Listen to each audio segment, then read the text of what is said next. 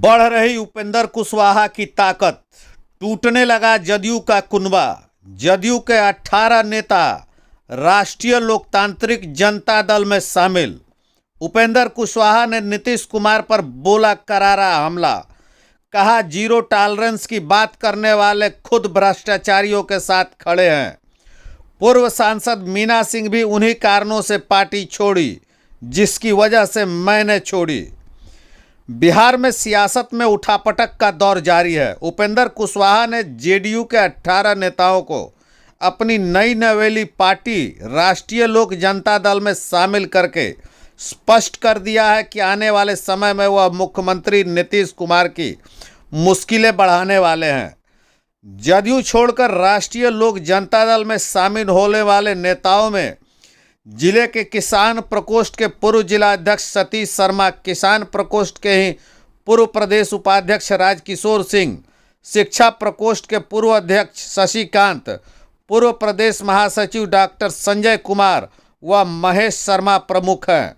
इस मौके पर पटना में पत्रकारों से बातचीत के दौरान उन्होंने मुख्यमंत्री नीतीश कुमार पर खुलकर हमला करते हुए यहां तक कह दिया कि उनको देखकर दया आती है।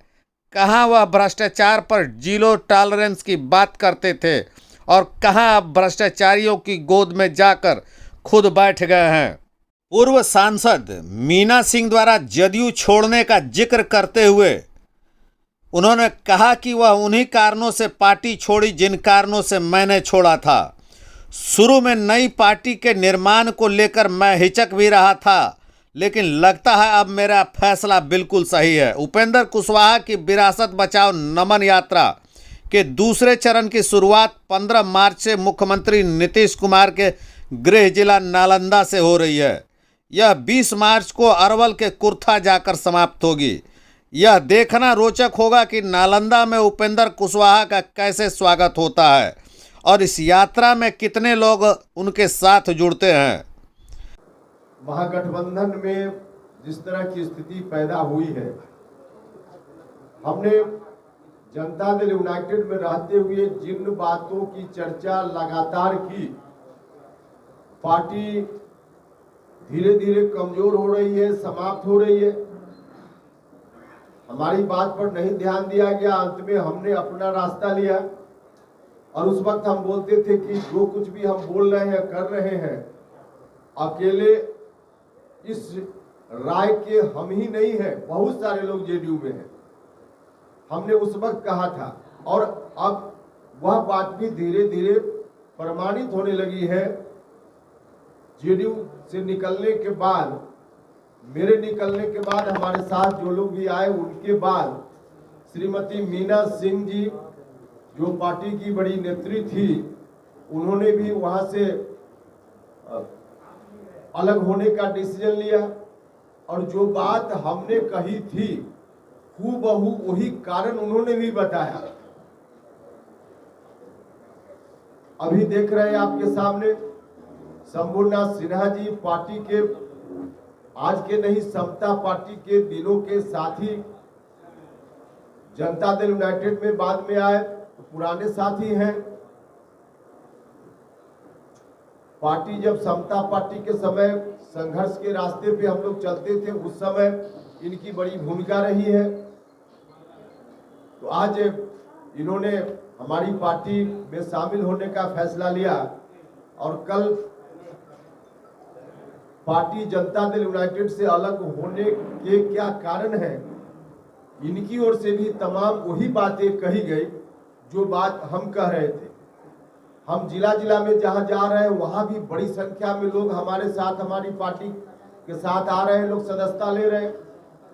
पटना में भी कई लोगों का बयान, जो महत्वपूर्ण इलाके के अलग अलग नेता हैं, उनका भी बयान जनता दल यूनाइटेड की स्थिति को लेकर रोज आ रहा है और रोज लोग वहां से अलग हो रहे हैं।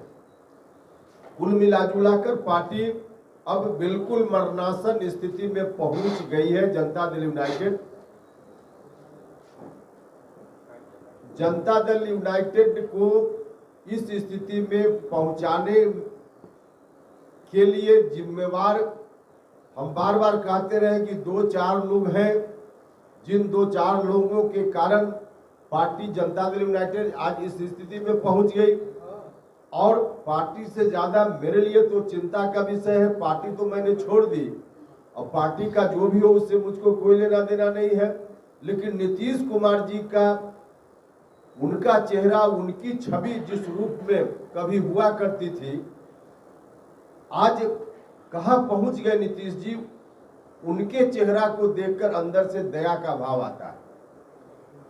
नीतीश जी लगातार बोलते थे कि हम कुछ भी कहीं कंप्रोमाइज कर सकते हैं, लेकिन करप्शन से, भ्रष्टाचार से कभी कंप्रोमाइज नहीं करेंगे। जीरो टॉलरेंस की नीति पर चलते हैं। भ्रष्टाचार के भैया नाम तो लेने की जरूरत तब पड़ती है जब आप नाम नहीं जानते, तो नाम तो जान ही रहे, सब लोग जान रहे हैं, तो हमको लेकर क्यों अपना एक होता है कि टंग भी गंदा करना, क्यों करें अपना गंदा हम? आखिर जिह्वा तो हमारी है, इसको गंदा क्यों करें? हाँ, लोग नहीं जानते तो बोलते, जान तो रही है सब।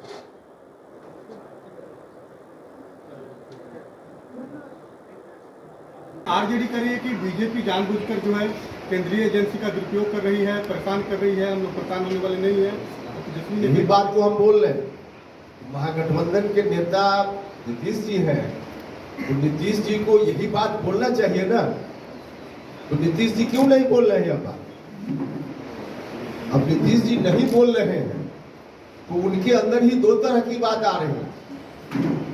तो विषय पहले उन लोगों का है, तो पहले या तो तय हो कि कौन सही बोल रहा है, आरजेडी के लोग सही बोल रहे हैं या नीतीश जी मुस्कुरा के निकल जा रहे हैं, क्या मामला है?